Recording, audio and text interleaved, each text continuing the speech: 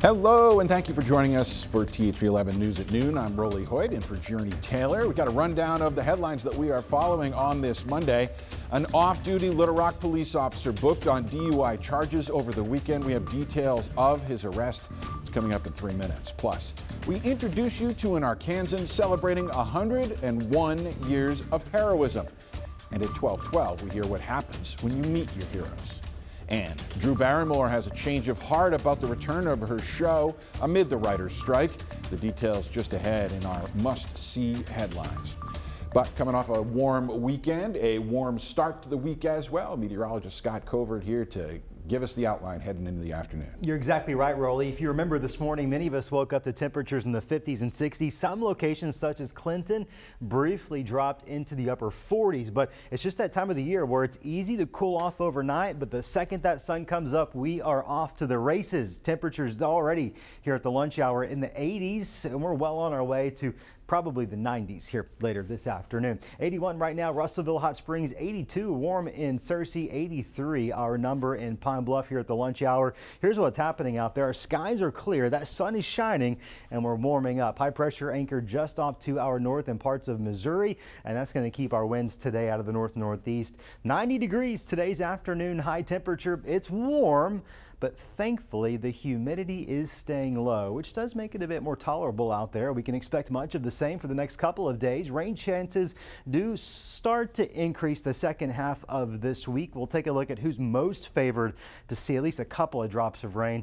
We'll also look ahead even into next week, which signs are pointing to perhaps some cooler weather might be headed our direction for the first week of fall. More details on that in your 7-day forecast about 13 minutes from now. All right, Scott, we'll look forward to that. Developing right now, we're learning that a college here in the state has been the target of a cyber attack. Southern Arkansas University, to be exact, in Magnolia, making that announcement today, though it's unclear exactly when the attack happened. Hackers reportedly gained access to some university computer servers. A school spokesperson told the Magnolia Reporter website that some systems remain offline. SAU says it's reached out to law enforcement and forensic specialists to investigate. The school also got hit by a ransomware attack back in 2021. The sheriff in Woodruff County sent a thank you to volunteer fire departments across eastern Arkansas after a string of grass fires. In a post on social media, the sheriff says someone intentionally set them. The county isn't under a burn ban, but it is part of an area that's in the middle of moderate drought conditions.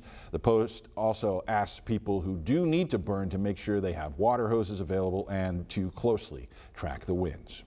Back here in the metro, a Little Rock police officer booked on a DUI charge over the weekend. A statement by the LRPD says they arrested Paul O'Reilly after finding him passed out in a vehicle at the scene of a crash on East 2nd Street. A blood test at the jail came back twice the legal limit. Riley has been placed on administrative leave while the incident is under investigation. Federal prosecutors in Arkansas hoping a recent prison sentence of a convicted fentanyl dealer sends a strong message. Judge Timothy Brooks sentenced Ethan Driscoll to 38 years in prison for selling the drug to a man who later died from an overdose. U.S. attorneys say this is the first time someone in the western Arkansas district has been convicted of these charges. And they call fentanyl a crisis in the state and say this case is an example of the dangers. This is a tremendous sentence, and we're very proud of the hard work that it represents. But it's also a sentence that is really emblematic or an example of the larger issue that's happening in western Arkansas and in the United States as a whole. Statistics tell us that the distribution of fentanyl has resulted in overdose deaths over 100,000 per year. And now a new state law passed this past spring gives county prosecuting attorneys a similar option to the feds to bring murder charges against dealers charged with selling drugs that lead to a death.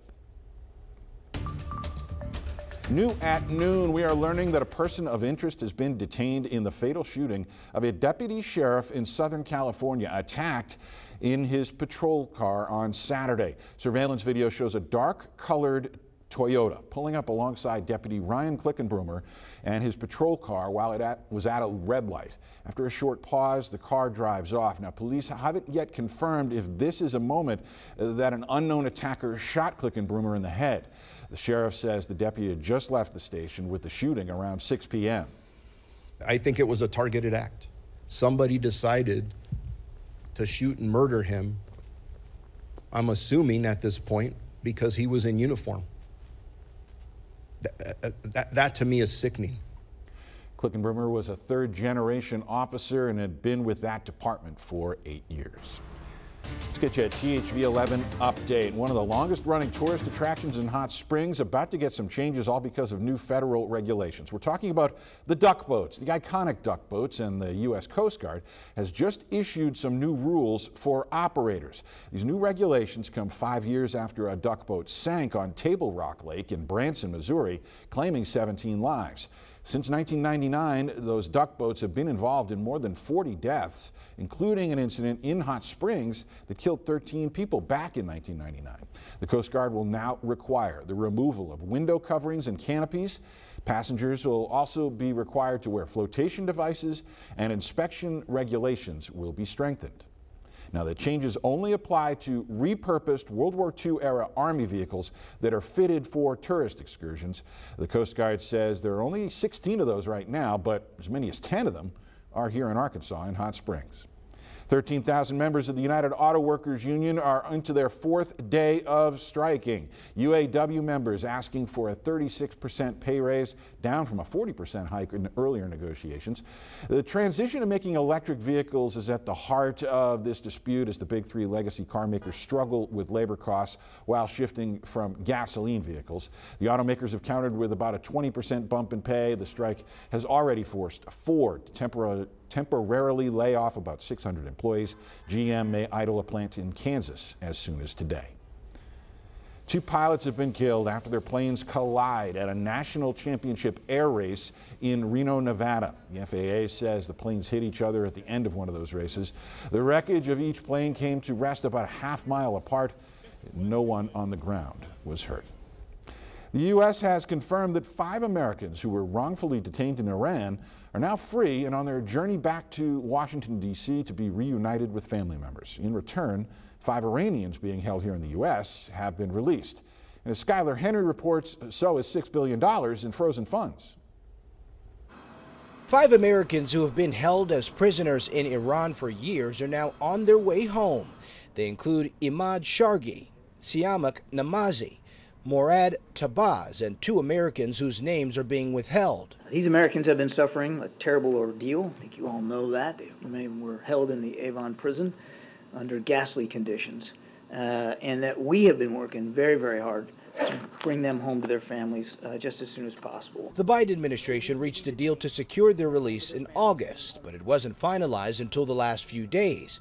$6 billion in frozen Iranian oil funds were transferred from South Korea to Switzerland and then into a bank account in Qatar.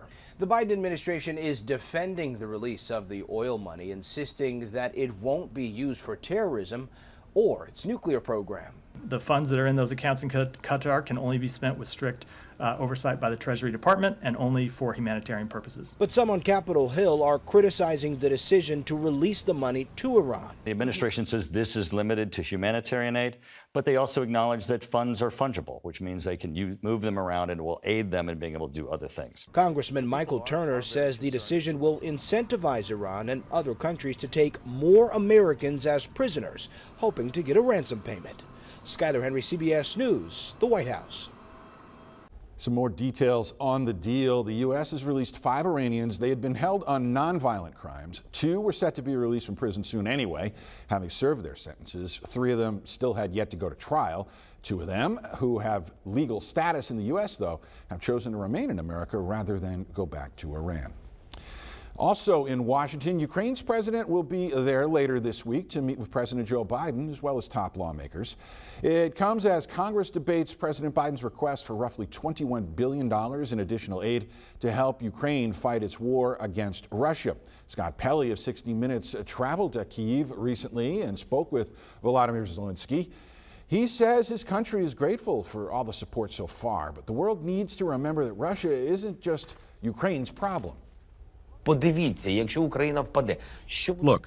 Ukraine falls, what will happen in 10 years? Just think about it. If the Russians reach Poland, what's next? A third world war? What will it take? Another 70 billion? I don't have an answer. The whole world has to decide whether we want to stop Putin or whether we want to start the beginning of a world war. Meanwhile, on the front lines, Ukraine says its forces regained control of 2 villages in the eastern part of the country over the weekend. After the break, the inspiring meeting of 2 centenarians. At 12:12, we're going to show you it's okay to meet your heroes. But first, we want to meet with Scott about a heroic forecast. Beautiful day across Arkansas. The sun is shining, but that thermometer, it's a climbing this afternoon. How high does it go?